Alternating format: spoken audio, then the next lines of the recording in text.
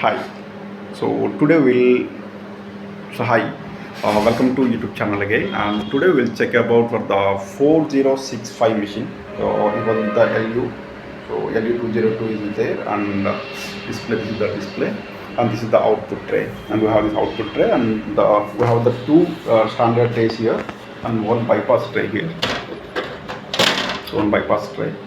To power on the machine first, we need to open the front door, and this is the main power switch for this machine, and this is the sub power switch for this machine.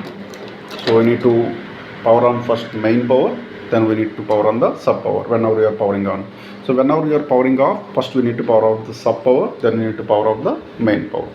And if you can see inside, and this is the auto AD unit, and if you can, this is the latch we need to open when the machine is powering off, and make it down and pull it out.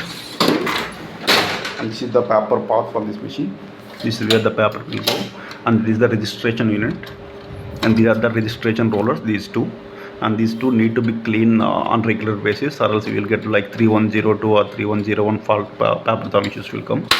And this is the second transfer unit, and this is the separation discharge the assembly, and this is the fuser unit. And if we can open this one, this is the fuser belt, and this is the lower roller, and this is the fuser belt.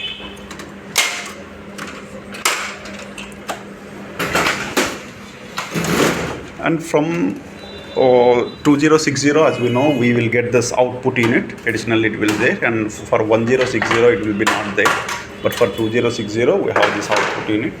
And if any paper is getting jam here, then you can just press it down, and here is one roller, and this is one rubber roller will be there. This also will get toner, and sometimes will cause for the paper jamming and the print quality issues. You can clean this. And this is the output tray for this machine. And if you have the finisher, you will have the additional finisher, and if you don't have the finisher, this is the output, and this will come like this.